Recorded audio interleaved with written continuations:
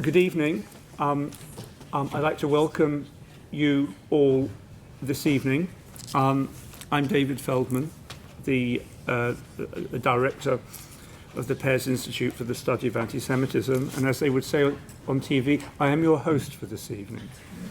But my main task, it really, is to introduce our speaker, and I'm really extremely happy to be able to introduce Professor Philip Spencer, who is director of the Helen Bamber Centre for the Study of Rights, Conflict and Mass Violence at Kingston University.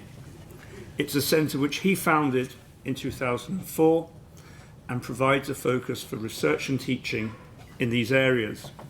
It's named in honour of the veteran rights campaigner Helen Bamber, who devoted her life to the victims of conflict across the world. Philip Spencer is also director of Kingston University's European Research Department, where the central focus is on European political and cultural identity, with an overall concern for the changing forms, boundaries and future of Europe in the modern world. His research interests include the Holocaust, comparative genocides, nationalism and anti-Semitism, and he has written extensively on these subjects. His most recent book, Genocide since 1945, was published last year by Routledge. It traces the history of genocide since the Holocaust and looks at a number of cases across continents and decades, and that is related to his subject for this evening, which is the recurrence of genocide since the Holocaust. Well, first of all, thank you, David, for that introduction, very kind introduction, and also to Jan for organising the event, and to Birkbeck generally for hosting it. It's a great honour to come and speak here. I want to start by talking a little bit about where we are. It's now 6 decades since the end of the Holocaust and the passing in December 1948 of the Genocide Convention, which is, in my view, one of the two founding moral and political documents of the post-war era. The other being the Universal Declaration of Human Rights, which was, not coincidentally, passed 24 hours after the convention. These three, the Holocaust, the Convention, the Universal Declaration, are closely connected. It was the Holocaust which provided the impetus for both, and it was the evidence of the Holocaust that in particular helped the architect of the Convention, Raphael Lemkin, make his case to the diplomats, politicians and bureaucrats in the newly formed United Nations in a way that he'd failed to do so before the war. Raphael Lemkin, for those of you who know little or perhaps nothing about him, was a Polish Jew who lost 49 members of his own family in the Holocaust.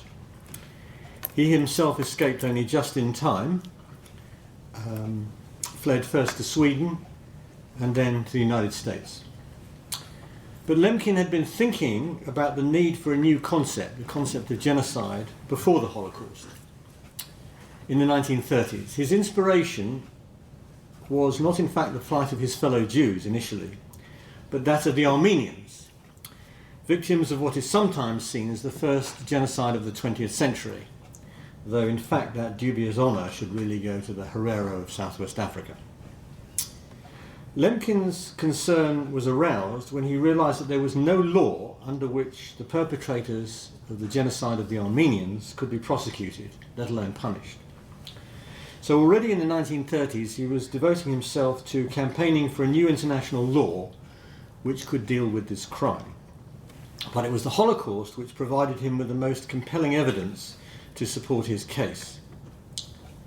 Lemkin had feared, before the Nazis actually began their genocidal project, that a quite distinct and specific threat was looming for the Jews, that went beyond anything hitherto consciously attempted, that there would be an attempt directly by a modern state, not just to persecute the Jews, not just to expel or deport Jews, but to destroy them entirely as a group.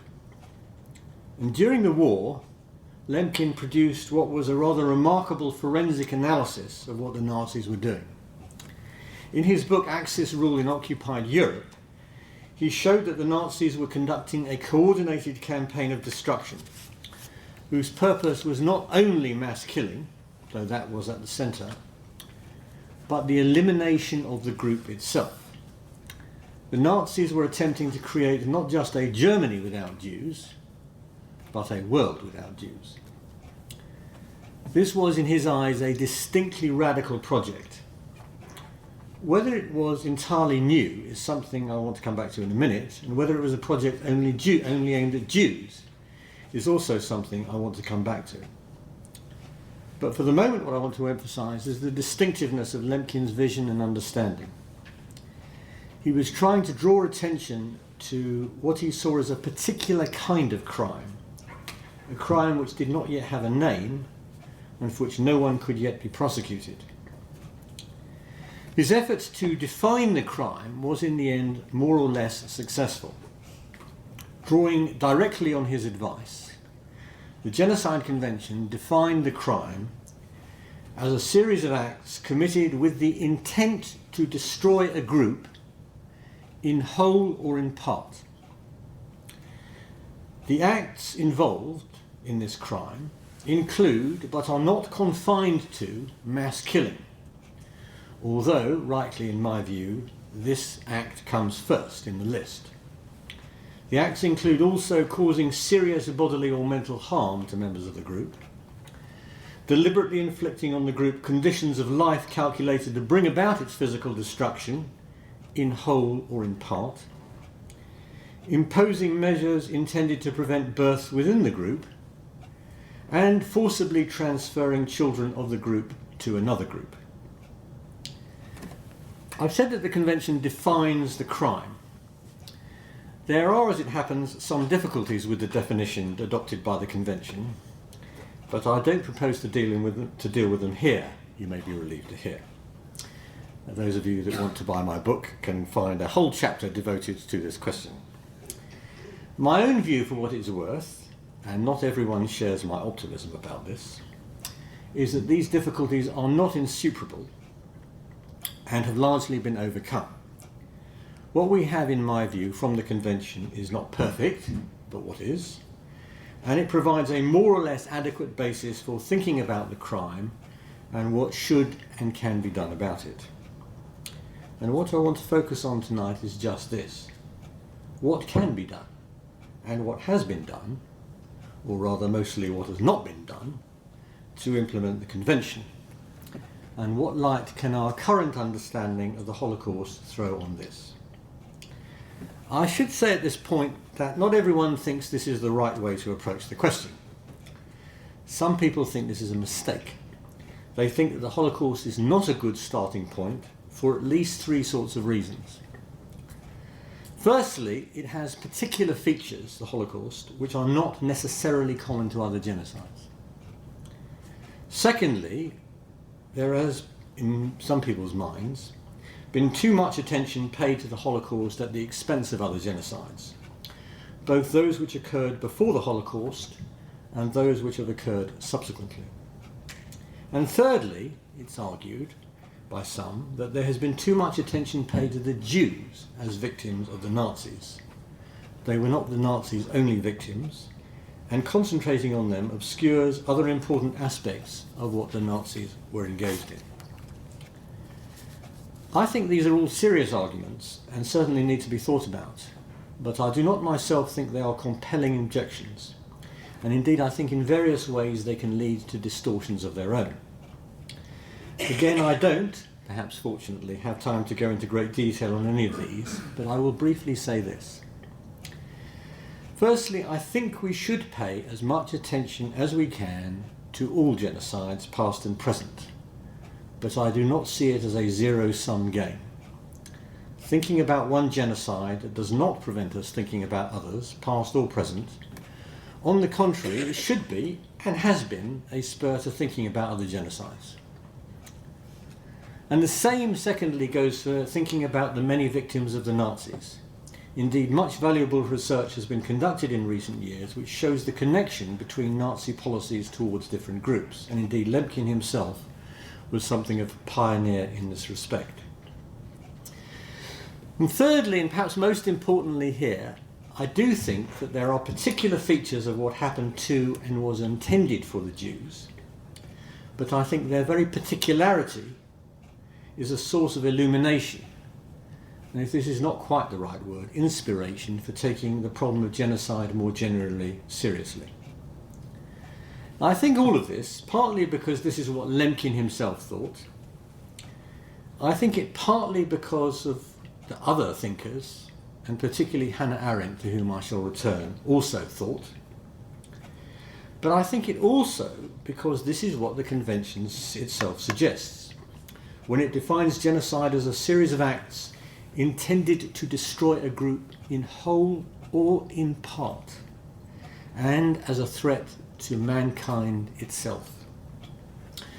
Because this formulation seems to me both to capture in some ways both the particular radicalism of the Nazi project and why those who drafted and agreed the convention realised that something finally, or at last, had to be done about the problem of genocide.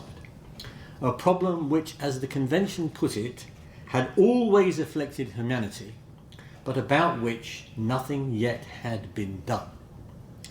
And I want to suggest that the Nazi intent to destroy a whole group made clear what had not yet been fully grasped, that it is possible not just to fantasize that groups can be destroyed, but that modern states can indeed enact such a fantasy, and that such a project is a threat both to the particular group targeted and to humanity itself, and that only an international response to a threat of this kind would be adequate.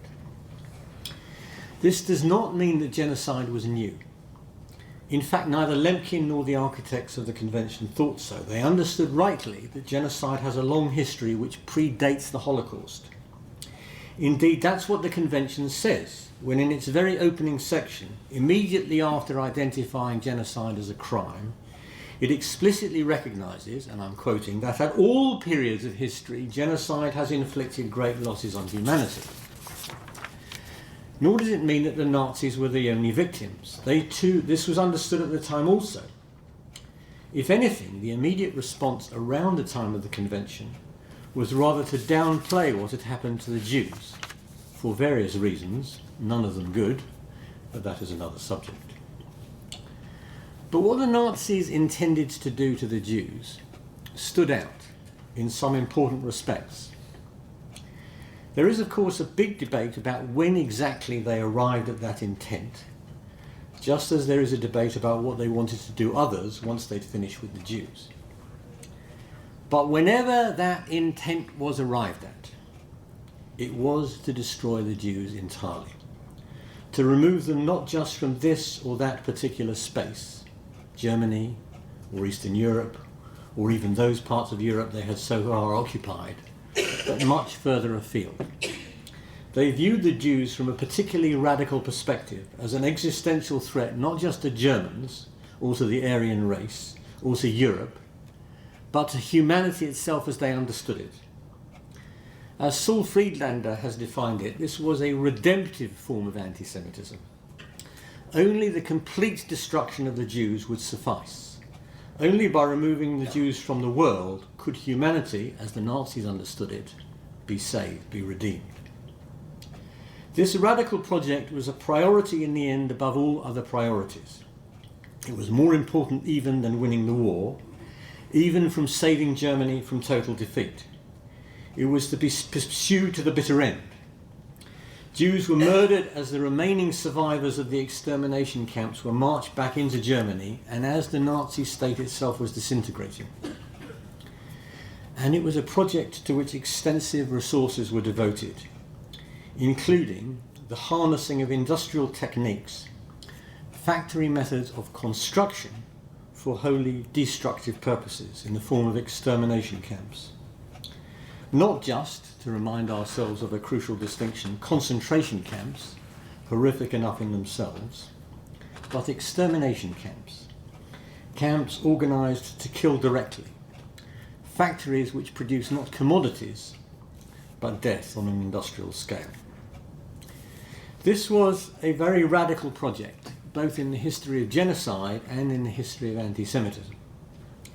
Its very radicalism posed a threat to which Lemkin and the architects of the convention felt it necessarily urgently to respond. They saw it as an attack, both upon a particular group, as genocide always is, and as an attack on humanity as an inherently diverse species, one made up of different groups. The Nazis had attempted, as Hannah Arendt was to put it later, to play God, to decide what humanity itself should consist of. Genocide, as Arendt put it, had been revealed here as the supreme crime because it was an attack upon human diversity as such. And once it had been consciously attempted, as it just had been, it set a catastrophic possible precedent. Because, as she explained, it is in the very nature of things human that every act that has once made its appearance and has been recorded in the history of mankind stays with mankind as potentiality. If genocide is an actual possibility of the future, then no people on earth, least of all, of course, the Jewish people in Israel or elsewhere, can feel reasonably secure of its continued existence without the help and protection of international law. Now, placed in this light, the response of Lemkin and the architects of the convention was, one might argue, both impressive and ambitious. The convention, after all, did not confine itself to the intent to destroy whole groups, but also included partial destruction. It also understood destruction in quite a multifaceted way, and not all the different possible modes of destruction that the convention identified were deployed against Jews. Think, for example, about the transfer of children. Jewish children could not, by definition, be transferred to the Aryan race because they were seen to be irredeemably tainted. And it committed the signatory parties to act in response directly to the threat posed by genocide. It did so quite openly and unambiguously in its opening section, which announces in quite ringing terms an ambition, quote, to liberate mankind from this odious scourge, an ambition for which international cooperation is required. These are not idle words. They have clear implications which are then spelled out in the convention. International cooperation is required for three complementary purposes: to prevent genocide when it is threatened, to halt it when it's taking place, and to prosecute those and punish those who have committed the crime. The harsh reality, however, is that almost none of these objectives were met for a long time. So far from mankind being liberated from this odious scourge, genocide has recurred with alarming frequency. It happened to the Igbos in Biafra between 1966 and 1969, where about 1 million people were killed. It happened to the Bengalis in the former East Pakistan, now Bangladesh, in 1971, where somewhere between 1 and 3 million people were killed. It happened to the Hutus in Burundi between 1965 and 1973, where about 1 million people were killed. It happened to the Guayaki-Ache Indians in Paraguay in 1974, where about 900,000 people were killed. It happened in Cambodia, where a third of the population, somewhere between 2 and 3.5 million, were killed. It happened to the East Timorese in 1975 to 78, where about 200,000 people were killed. It happened to the Mayans in Guatemala, where about 250,000 were killed in the early 1980s. It happened to the Dinka, the Nuer and Nuba peoples of Sudan from 1983 onwards, where about 2 million people were killed. To the Kurds in 1987 in the Anfal in Iraq, 180,000. To the Marsh Arabs in Iraq in 1992, we don't have the figures.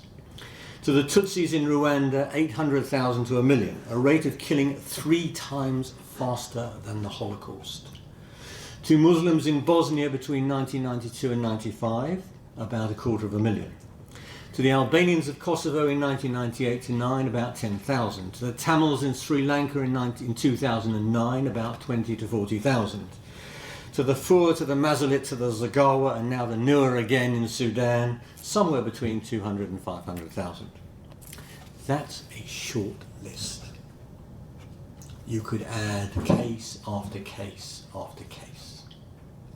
We are talking here about millions and millions and millions of people being slaughtered. Since the Holocaust, since the Convention, across almost every continent, in every decade, mostly not in wartime, but in peacetime. And there is hardly an instance in this long and dismal list, and I've just given you a short list, when there has been any visible effort to prevent genocide taking place, to halt genocide when it has been taking place, and to bring to trial those who planned, organised and committed genocide, let alone to punish them. How can we explain the failure to respond to almost every single one of these cases? There are a number of different possible explanations. At the risk of some simplification, let me offer you some of the more prevailing or popular possible ones. One would focus our attention on one of the post-war periods, in particular that of the Cold War.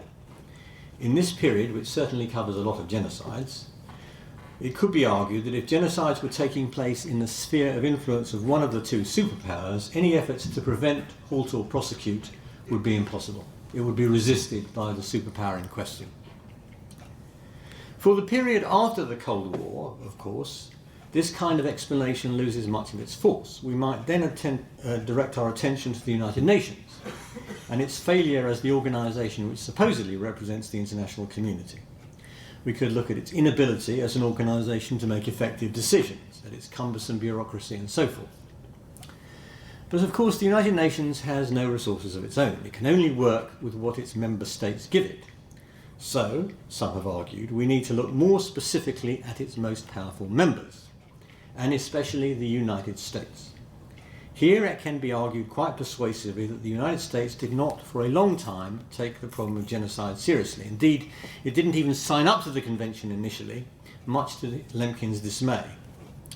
Even when it did, belatedly, it had little motivation to act, seeing cases of genocide far away as not threatening its vital interests in any significant respect. But of course the United States is not the only significant world power, even after the end of the Cold War. It is one of 5 permanent members of the United Nations Security Council, and one can without difficulty point to other powers on that council who've also blocked action, most recently in the case of Darfur, China. This is not always a popular argument, and many would prefer that we keep our focus on the United States, which remains the most powerful state. Some would argue, indeed, that the problem is not what the United States has done or doesn't do, but what it has done and does, particularly in Latin America, where its involvement, direct or indirect, in genocide over several decades explains precisely why there's never been any intervention. Some would go further and argue that not just the United States, but the West more generally is the guilty party, that many genocides have their roots in Western policies and practices, from the genocides they carried out long before the Holocaust, in the Americas, in Africa, in Australia, for example, to the genocides since then which have been caused in some fundamental way by imperial policies of divide and rule, which created deep and insoluble tensions which came to catastrophic fruition in the post-colonial epoch in the form of genocide. And it is the historic and intimate involvement of Western states with such genocides that explains why there has not been intervention. I think that all of these are very important and serious arguments, and some of them might be addressed in various ways. By the reform of the United Nations, by the reform of the Security Council, for example. These would certainly help for all sorts of reasons, and I do not for one minute want to suggest they should be ignored. I'm not at all sure, though, that on their own they would lead to a more adequate response to the recurrence of genocide, unless the specificity of genocide is better understood. Others, I think, are more problematic still. Partly this has to do with what I think is too overextended and reductive an explanation of genocide in relation to the United States and the West, which in my view ignores the large numbers of genocide committed both before and after the Holocaust, which have nothing to do with Western states or empire or colony of any kind. But also, I think such a preoccupation ignores crucial questions of agency, an accurate identification of which states actually have committed genocide, with what motivations, in the here and now and the there and then. And I think such an approach, rather than generating a more positive and active response to the threat or incidence of genocide, seems to me all too often to generate the opposite, a scepticism and a paralysing cynicism, a conviction that if the United States or any Western state ever identifies something as genocide, then that is good enough reason to think that it is not a case. Or even if it is conceded that genocide is taking place, to an equally paralysing conviction that nothing can be done because there can be no international authority, given the way the international order is currently organised, dominated as it is by the West, which could have the authority or legitimacy to fulfil the obligations laid down in the Convention. So I want to suggest something else as a counter to such scepticism and paralysing cynicism. That there are deeper reasons for the failure to implement the requirements of the Convention. There are reasons which have to do with what we have over time come to understand the Holocaust, but an understanding whose implications for the very nature as well as the recurrence of genocide have not yet been fully enough or widely enough registered.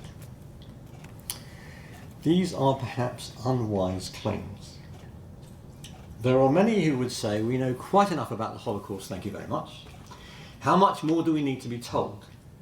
Has it not become quite counterproductive to go on about the Holocaust? Isn't there some law of diminishing returns? The more we refer to it, the more especially we commemorate in an increasingly threadbare and quite ritualistic way, the less anyone really wants to know. As someone who teaches about both the Holocaust and genocide, I have to say I'm not at all persuaded by these arguments. I don't see much evidence that we suffer from a surfeit of knowledge about the Holocaust at all. I think there is much that we do know, but not much of that knowledge has as of yet been more widely registered or adequately assimilated. And I think this has consequences for our ability at what I would call the level of civil society to acknowledge and confront the distinct problem of genocide.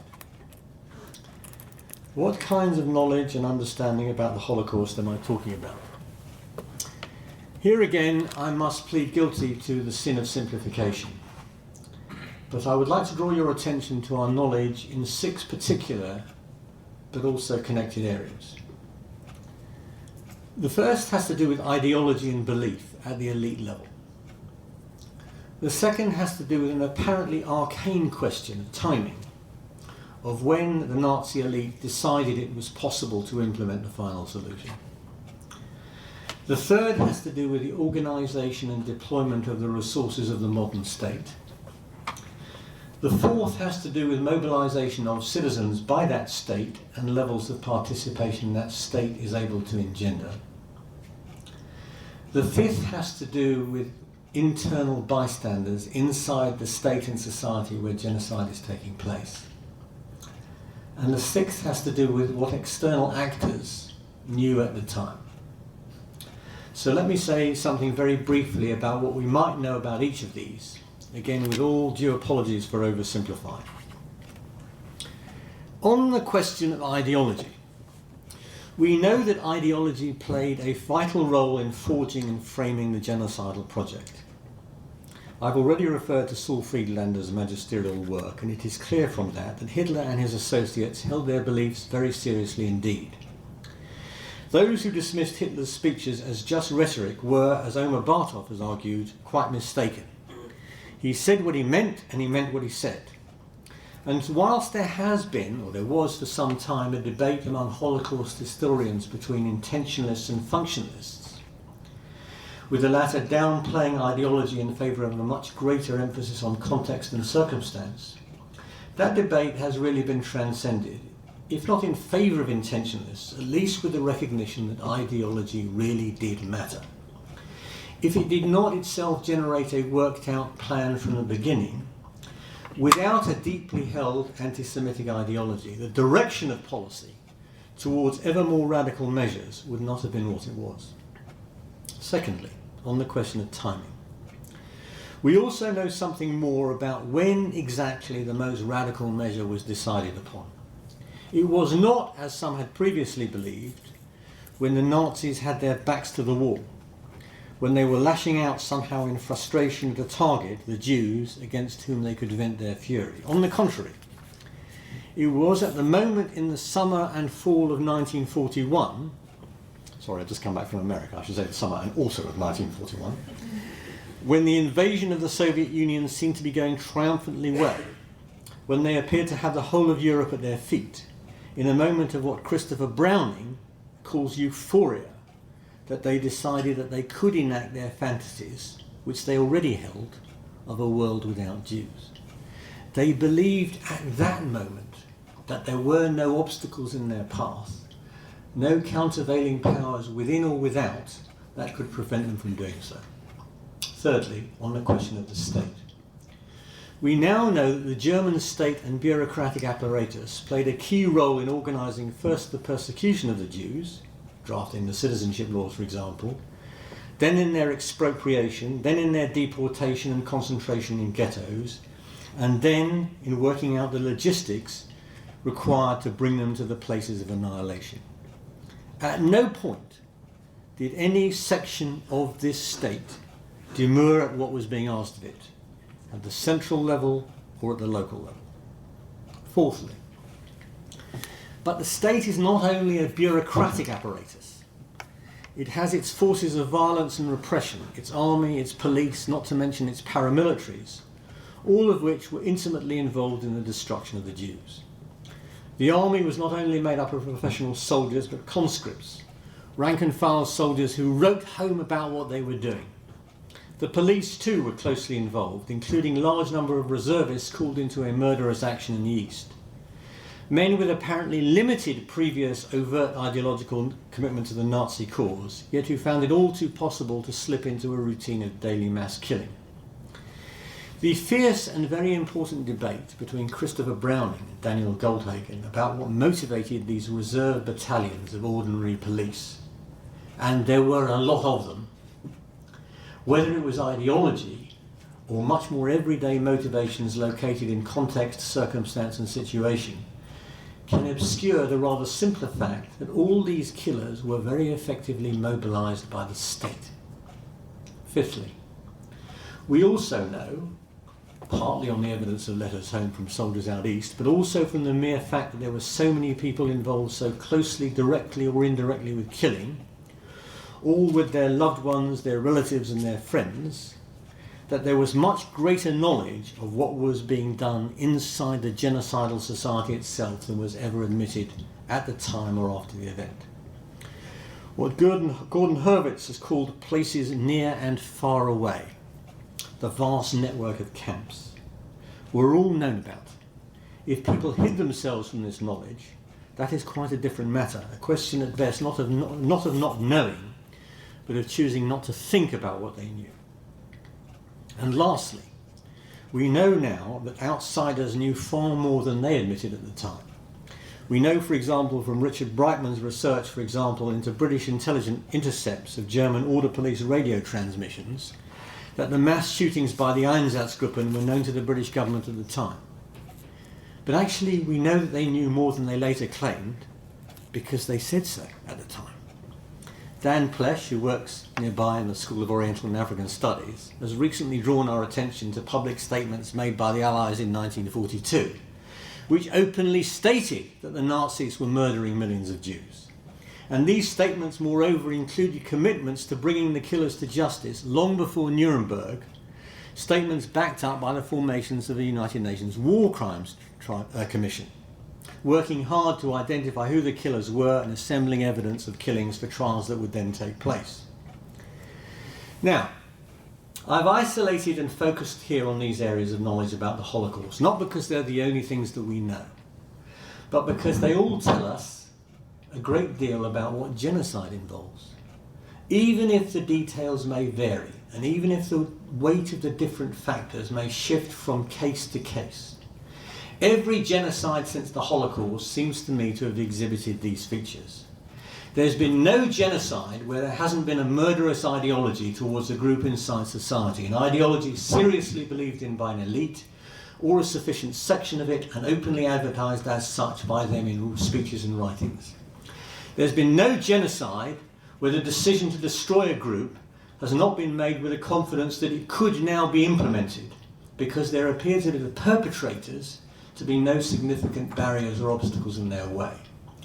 There's been no genocide which hasn't drawn upon the resources of a modern state at central and local level, even in Rwanda, which had much more in the way of a modern state apparatus than you might think. There's been no genocide which has not mobilised large numbers of men, and often women, in its army and police and paramilitary forces. There's been no genocide which has not been watched passively by a majority of the population, blinding its eyes to what it knows going on. And there's no genocide which has not been known about outside the borders of the area controlled by the genocidal state. But this knowledge has not been widely disseminated or acknowledged, and largely as a result has not been acted upon. Now, I don't mean that these understandings are straightforward. There are many complicated issues buried inside each of them, and still much work to do on each and all of them. There are other issues too which are very important, about which we still do not know enough, especially about why some people do not become bystanders or perpetrators. Nor am I offering a catch-all explanation of genocide.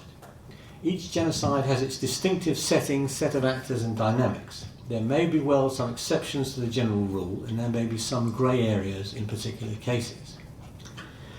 But what I want to suggest is that these understandings are very important if we are to think about how we could respond better than we have done to the threat and recurrence of genocide.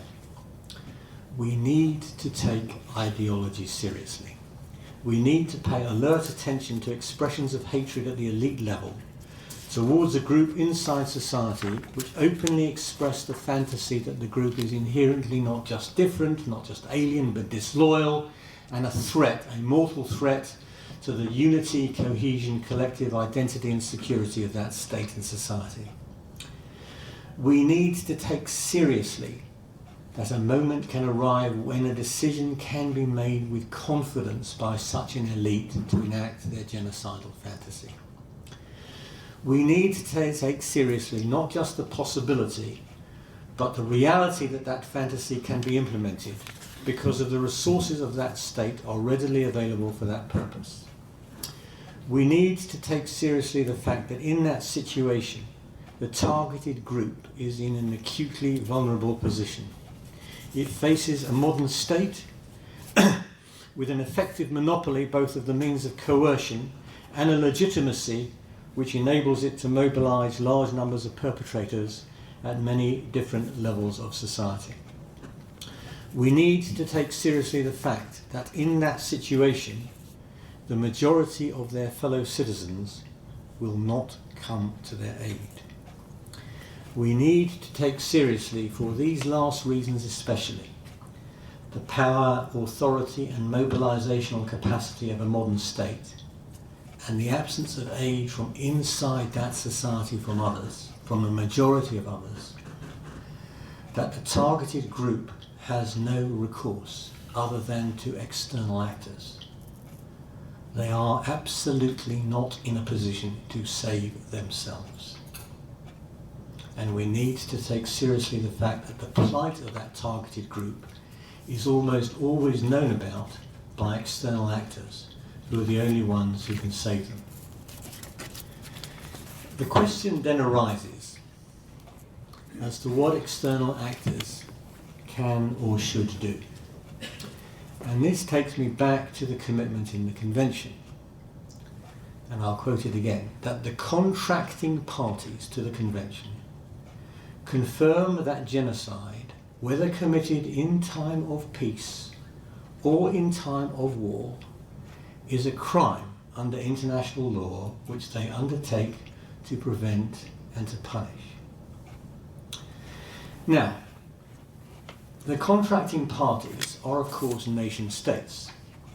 Coming to this agreement, it's a convention after all, in a forum that they themselves have set up as a collective of nation states, the United Nations. But it is precisely this which poses a most serious problem. because genocide is a crime which is committed by such states, by nation states, first and foremost. In that list I gave you, the perpetrator in every single case is the state. The victims of genocide are groups targeted by nation states. They are groups, the victims are groups, not just large numbers of individuals, but large numbers of individuals as members of groups. This is Lemkin's point. Who've not only lost their rights within the nation state, but as Hannah Arendt argued, have lost the right even to have rights at all. At the same time, given that it is the stripping of the right to even have rights at all that occurs first of all in peacetime, as it did in the Holocaust, other nation states have little inclination to intervene. These victims are not their citizens, after all, and unless the genocidal state attacks their state, they are most unlikely and unwilling to become involved. And even then, the fate of the victims of genocide will not be their priority. All this was clear from the Holocaust. When the Jews were stripped of their rights inside Nazi Germany, before the war, in peacetime, other nation states did little or nothing to aid them. In fact, they closed their borders. When war began and the genocidal state attacked other states, rescuing Jews was not a priority, however much was known almost immediately, as I've argued. And when the war was over, those prosecuted at Nuremberg were not prosecuted for genocide.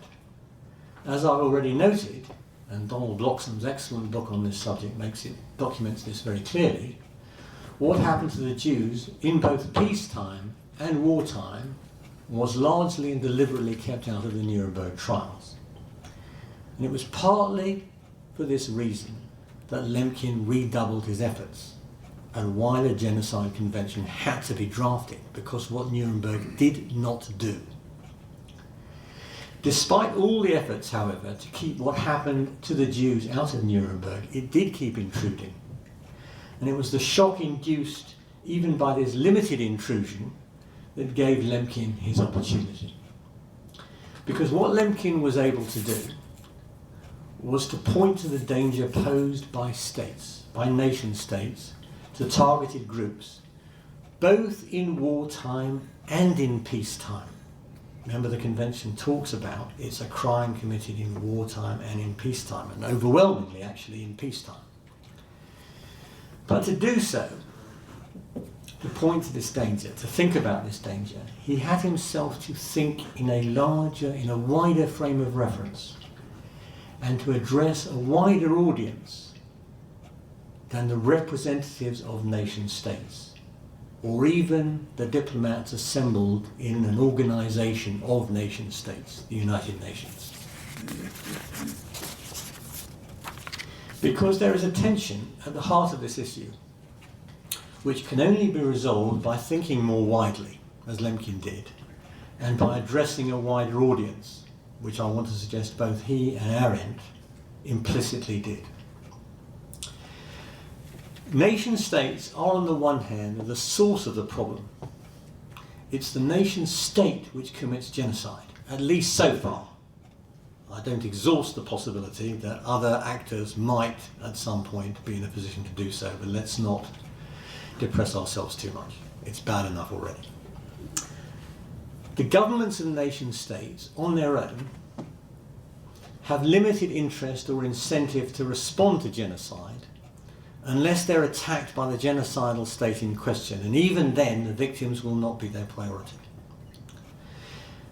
But if collectively, as contracting parties to the convention, they are the source of the solution, as they are, then some other force is needed, I want to suggest, to overcome and override their natural, automatic reluctance. And I think that both Lemkin and Arendt understood this in identifying the threat posed by genocide as one not just posed for the victim group, but for humanity itself.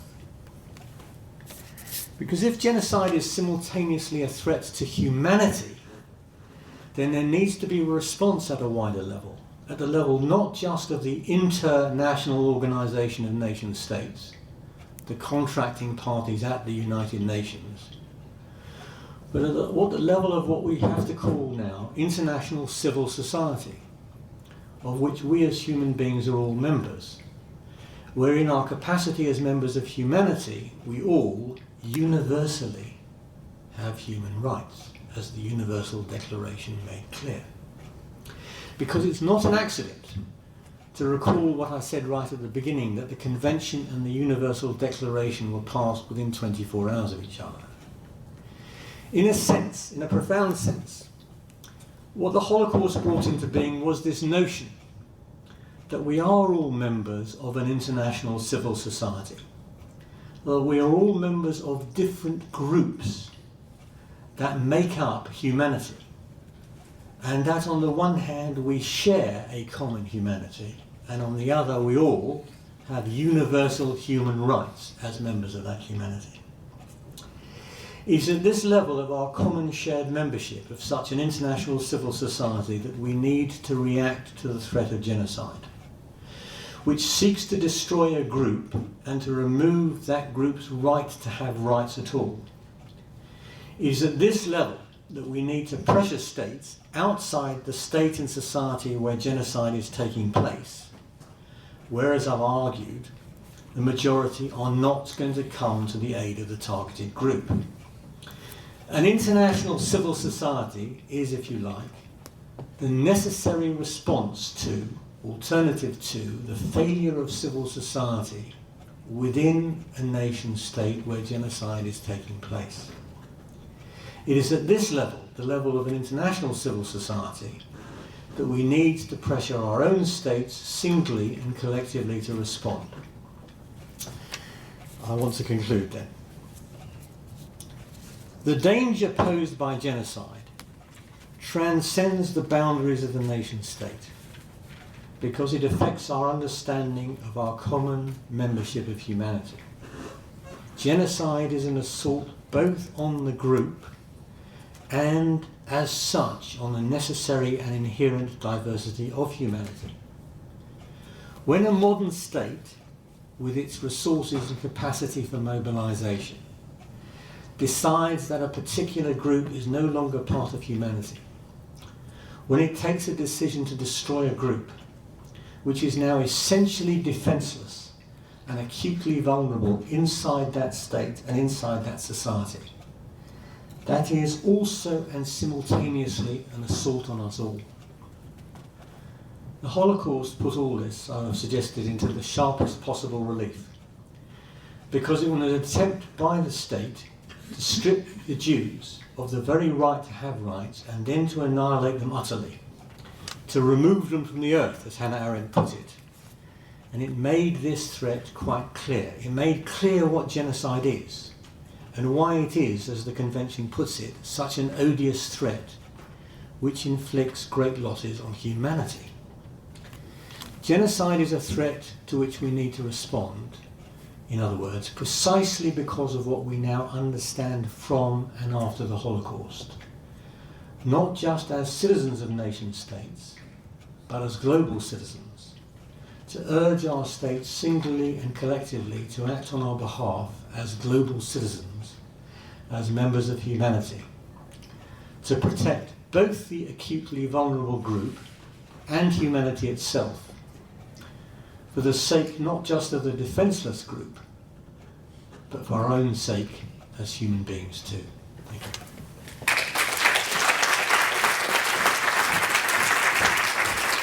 Thank you very much, Philip, for such a lucid and illuminating lecture, a sort of case of applied history. We have time for questions or comments. If anyone has any. Sir. If you speak up, perhaps, the audience will be able to hear your question as well. I want to I mean, I was so struck by your lecture, and by the position of the Holocaust in your argument, with your stressing the imperative to destroy our people, and the way it was linked with Friedlander's idea of redemptive anti-Semitism.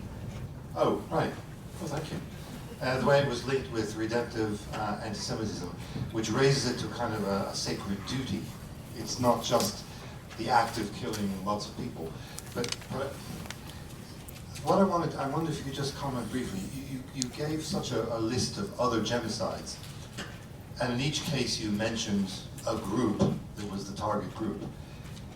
But what would be interesting to know, without going into a lot of detail, is just, could you say that they were a people in the way the Jews were a people? Because one of the things about the Holocaust was that the case was made by the Nazis that it was not being Jewish as a religion, you see, it was being Jewish as a people.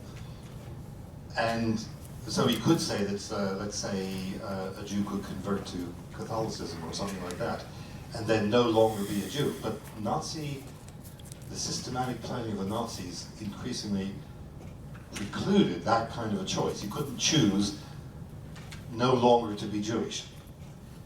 Now that idea of the intrinsic idea of a people, would you say that on balance, the other genocides you mentioned had that same idea of intrinsic peopleness, which was then so intrinsically equated with the survival of the other people, the Germans in this case? Was there that same intrinsic peopleness, or is there a diversity of group membership with greater or lesser intrinsic, with being to a greater or lesser extent intrinsic to being a people? Does that make sense of the question? Right. Because to me, that's what, I don't have the comparative dimension you have, what stands out about the Holocaust is that essential quality of the group that was going to be destroyed as a people. Yeah, take a few at a time. Yes. There's another question down here. Thank you very much for that, Philip. I think I have two very basic questions. One is very much related to the previous one. The convention, the word you used a lot was a group. And that's wider than a people.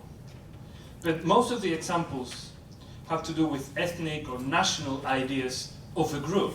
But we could well conceive of groups which are made up of different features, other kind of features, against which states direct their action. I'm thinking about examples in Latin America, the discussion of whether the war against Marxists, against communists. So they were constituted as a group, and the state targeted them directly. So I wanted your view about what's entailed in the idea of a group, which is so central for the convention.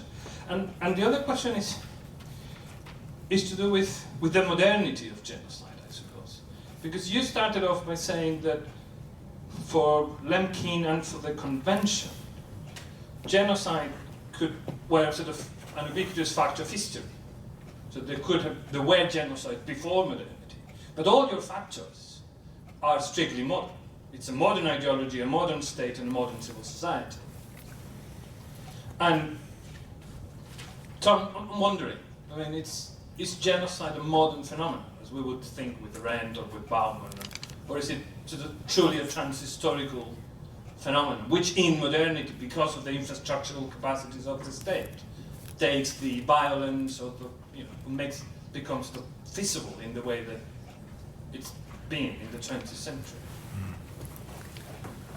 And there's one more next along. Thanks, Philip. Really inspiring talk, as ever. I've got a question on civil society and the state. You put the emphasis towards the end of your talk on international civil society being being the sort of source of response to genocide.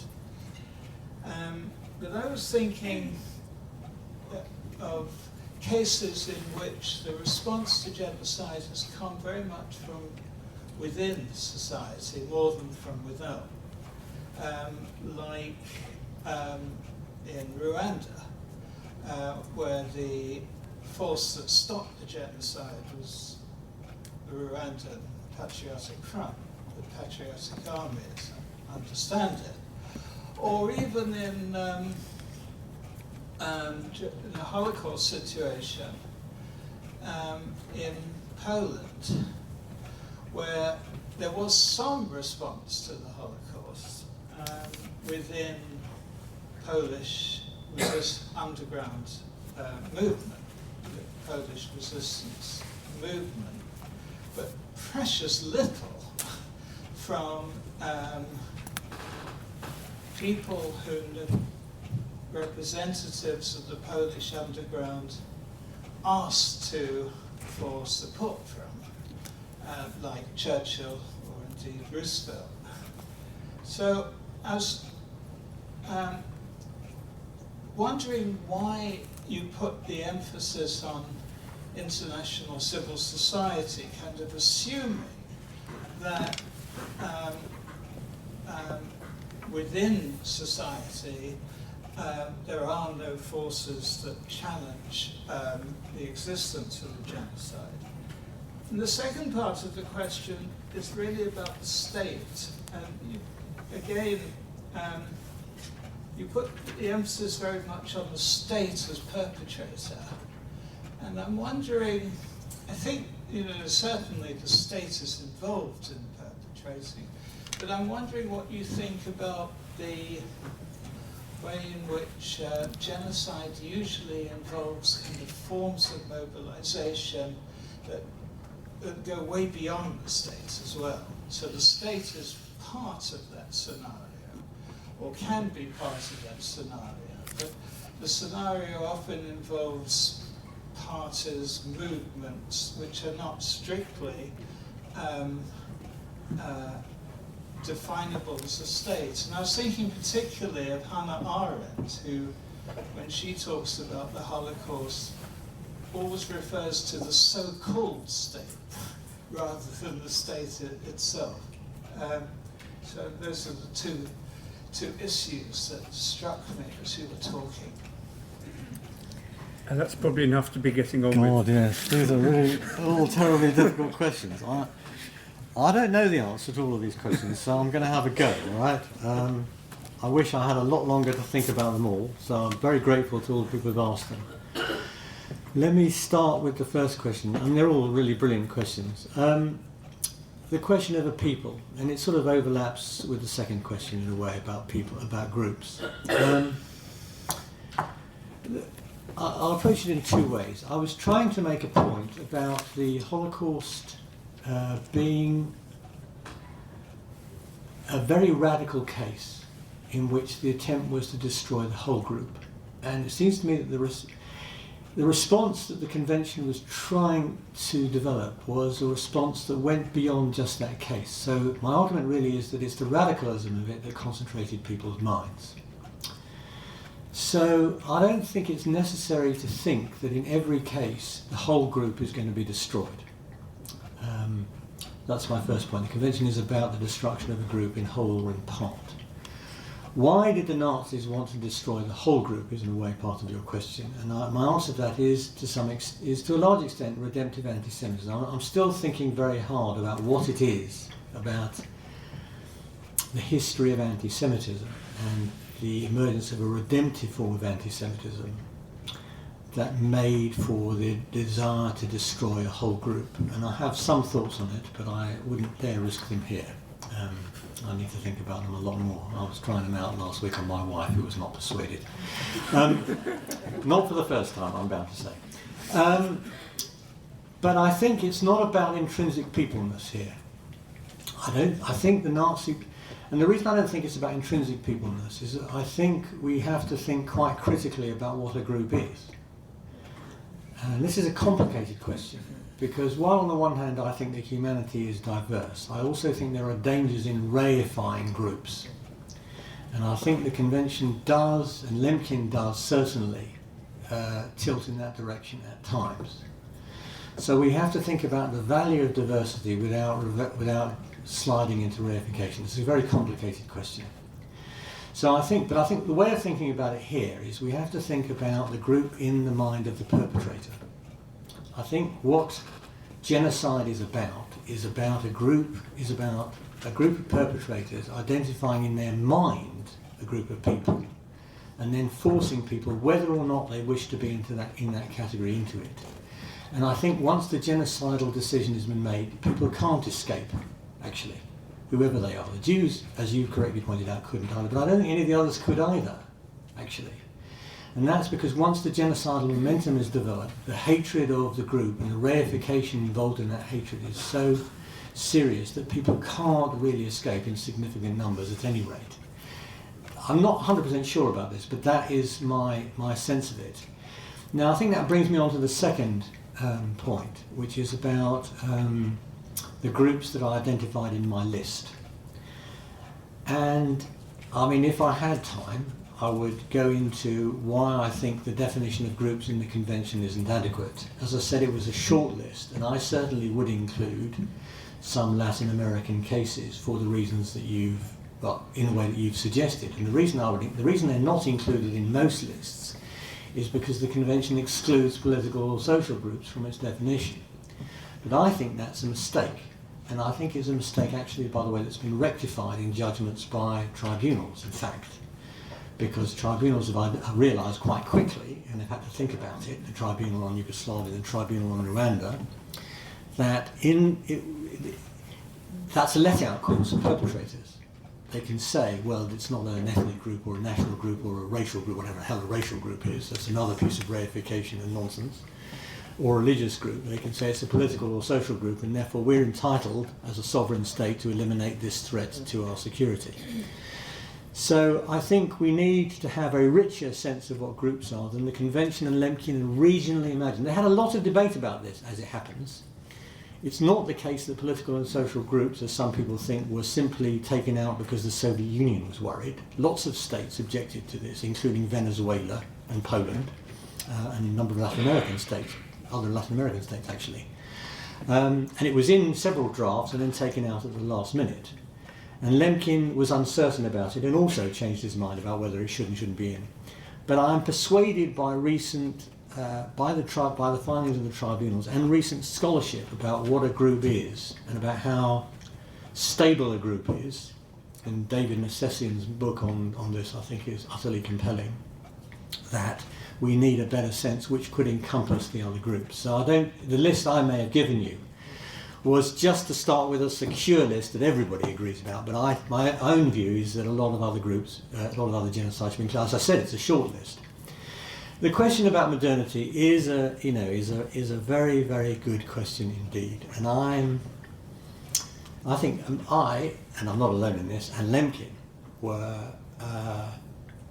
he was also unsure about this. He began by thinking about the new threat posed by modern states, but then began to excavate the history of genocide, and then appears to develop a trans-historical conception of genocide. The way I would put it, to go back to my kind of one of the cores of my arguments, or elements of my argument anyway, is that the modern state has capacities for directing and organising genocide in the way that earlier genocides did not exhibit these features. I'm not saying they didn't happen, but that it's become a much more effective and conscious and planned and directed process in which ideologies about the state and society play an important role. So I think that genocide, as the convention puts it, has a long history, but, and this is probably a fatal mistake of mine, I think you can see it gathering momentum and focus and sharpness over time, so the modern state now has capacities that maybe earlier genocides didn't exist. I'm not 100% sure about this, I should say, not least because I've just come back from North America and I've been pondering the genocide of the North Americans, which was an extremely effective process but not centrally directed by the state for a lot of the time. So I felt the same when I was in Australia a couple of years ago, for the same reasons. Now to come to the question about civil society and the state. Well, I'm not quite as optimistic as you about responses from within. On the case of Rwanda, I would say actually the Rwandan case is not a response from within. The Rwandan Patriotic Front was an army invading from outside, actually. If there had not been an invading force from outside, then the genocide would have been even more comprehensive than it was. So I regard that as an outside force, not as an inside force. But I take your point about the international community not doing anything, and that's an extremely important case. I'm also less optimistic than you are about responses to the Holocaust in Poland. I certainly think, and I did make reference to this in my talk, that we are not paying enough attention to the minority of people that don't go along with genocides, who I think are a resource for us in thinking about this question. Before the talk, indeed, I was just briefly talking to David about this question. Much of our attention, I think rightly, has been about a significant minority of enthusiastic perpetrators and a large majority of people who appear to collude and go along with it. This is the Milgram evidence, the social psychology evidence, and so on and so forth. It's interesting to me, and I've been thinking about this, and it was a very wise comment by one of the reviewers of my original proposal for my book, that I needed to think about rescuers. And I then did some research on rescuers, which I had not done. And there is very little, actually. So anybody who wants to do a PhD, I strongly recommend that's an area to look at, because we don't know enough about rescuers. We do have cases, but my point about genocide is that faced with the apparatus of the state and its capacity to mobilise, and the evidence that we have that a large number of people either actively participate or collude with this, it's not likely that internal forces in the society are going to be able to turn the tide, from what we know. Now that brings me on to the question then about the relationship between state and society, which is a very obviously acute point. And I think I may need to think more about this. I would say my initial response to you now would be this, that it is true that sections of society are become genocidal. But I think that the state is the agency which is able to activate and legitimate this participation. Without the central directing role of the state, that mobilisation of the parties and movements that are not identical with the state would not be possible. That's my initial response, but I think it's a very good point, and I obviously now need to go back and read Hannah Arendt for the 150th time. We have time for another round. Sam. Thank you. Thank you very much for the lecture. I've been sort of trying to formulate this question, so I hope it's going to come out sensibly. We live in a world kind of composed of nation states, as you outlined. To my mind, that's part of the problem. I don't quite get why you think it's part of the solution. So in other words, I suppose my question is, I'm sitting in 2013 thinking, yeah, okay, everything I know about genocide sort of maps with your understanding of this in which the state is implicated deeply. And then I think, this will get worse, not better, because we know that there will be more resource wars, that there is an impetus towards finding scapegoats in situations where there are environmental and economic stresses and so on. So the horizon, to my mind, looks bleak. Then I don't quite know how to characterise international civil society. Is it primarily a kind of moral or a political entity? What are its powers to enforce human rights? In other words, I'd like some more flesh on the kind of institutionalisation of international civil society, what it's going to look like, where it's going to be. And I suppose my question is undergirded by a kind of scepticism that anybody is capable of having the same moral concern for someone who is in a far off distant place as they might for the person who falls over in front of them. So is it possible that we can have equivalent moral concern for all persons on the planet? or not? And if not, then we better think about the institutions quite thoroughly. So could you flesh that one out? I think you'll be coming back next week. We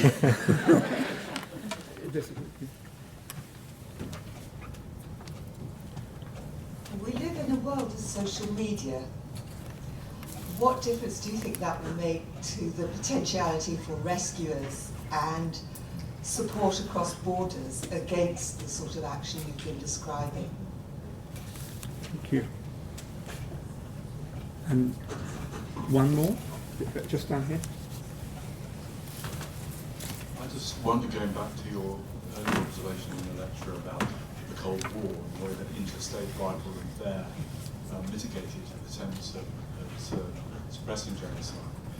We still have interstate rivalries, and although it's not a genocide, the Syrian example is a very pessimistic example of the way states just in their rivalry exacerbate things. I'm just wondering how your reference to international civil society might overcome that. Thank you. Phew. Okay, yeah, definitely we're back for another 6 weeks, I think, on this basis. Okay. Well, Sam, it's interesting to have somebody criticising me for thinking the nation states are part of the solution. I usually get attacked for exactly the opposite wherever I speak, for being a hopelessly utopian cosmopolitan who doesn't understand the significance of nation states. Let me try and answer the question about, well, first of all, we do live in a world of nation states, and I think that we have to make appeals somewhere to forces that have the capacity to do something. Although I am absolutely a utopian cosmopolitan, I also want some, my kind of gut instinct is want somebody to do something, and I can't at the moment see other resources than nation states and coalitions of nation states. Unlike lots of people, I don't mind who they are as long as somebody stops the killing. That's sort of generally my position. Now, let me try and flesh out the question of a civil society. Is it a moral or political entity? Well, I think it's both, actually. I think, when I was writing this, I was thinking, do I mean an international civil society or do I mean a transnational civil society? Okay. So what we have are transnational organisations which do have the capacity to mobilise people across borders and to put pressure on national governments and international governments. Right? Actually, if I had much longer to talk about all this stuff, I would be talking about how the Genocide Convention has been updated. And I think the doctrine of the responsibility to protect is a very important specification of what action ought to be mounted when, under what conditions. And the responsibility to protect was a doctrine adopted by the United Nations, albeit in a rather uselessly watered down form, I'll come back to that in a minute, or not, as a result of the pressure of transnational organisations, in part, not only. So they do have the capacity to mobilise and put pressure. In other words, there are political organisations, or organisations that are capable of wielding political influence. Right? And I think there are also transnational fora, or international fora, actually, which can do this. In the Great Lakes, there is a kind of genocidal, anti-genocidal collaboration. There is also in Latin America a collection of states with new social movements and representatives thinking about how to deal with this question in the region. So well, let's not get carried away here. I have a limited optimism in the capacity of people to organise in an international way as in a civil society, as a civil society. I've called it international. Maybe that's not the right word. I'm not sure. Now, on the second question, which is a deeper one, as well, not that wasn't a deep question already. God, why are you my student? That's a very, very bad idea. I am not at all persuaded by this argument that we can't have sympathy for people far away. Right? I mean, the nationalist imagination requires us, as Benedict Anderson and many other people have written, right, to imagine ourselves as connected with people who we never meet, never see, never know anything about, often far away on the other side of the world. Some nation states are very, very large indeed. It beggars belief, to me, that an American can have sympathy for one of 220 other million people, and a problem to be one of scale, let alone a member of the Chinese, of the nation state of China. So I'm not persuaded by this argument. So I think we need some kind of challenge to this nationalist idea that we can only have empathy for people of our own nation. Given it's not a problem of scale, it's not a problem of distance, it's a problem of the form our imagination takes. On the question of social media, I do think actually that is a great resource actually. I think we now know as citizens more quickly than we did before about what is going on elsewhere. So, you know, our dependence upon governments for information, and our dependence even for newspapers on information or established institutional information, is much less than it was. We can understand much more quickly what's going on and know about things much more quickly than we're able to do. So I think we have the resource in terms of knowledge and information in that respect to begin to organise ourselves, and social media are also transnational. We can connect with people in another place and hear their account directly. So I think that I'm very optimistic about that possibility. And lastly, on the question of interstate rivalry, well, yes, it is a very serious problem, and I am myself, how shall I put this, dismayed, traumatised by the lack of response, by the paralysis over Syria. But it's a complicated question, the Syrian question, about when people could have acted and when they didn't, and how the situation then got bogged down in interstate rivalries. But again, my kind of invocation, utopian though it still is in many ways, for an international civil society is that we begin to put pressure on states across borders and mobilise populations across borders to put pressure on our governments, in the plural, to do things. And if governments block, other governments block, to put sufficient pressure on our own governments to act.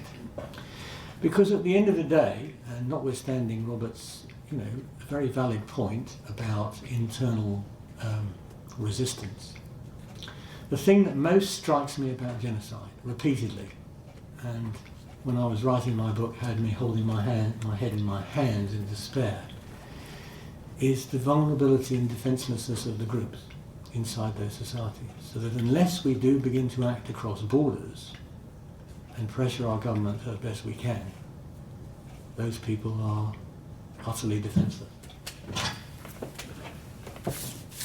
In a moment, I'm going to ask you to join me in thanking Philip for his marvellous lecture and his extraordinarily thoughtful and generous responses to your questions. But before doing that, I'm going to say that a number of you have heard the lecture. You also have an opportunity to buy the book.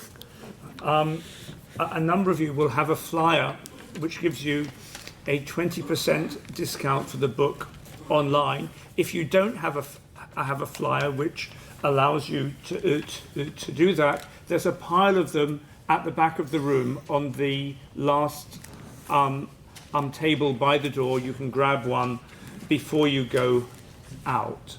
But before you do go out, I would ask you to join me in thanking Philip again for really a splendid, illuminating, wide-ranging lecture which brought together history, philosophy and social science in a luminous way. Thank you very much indeed.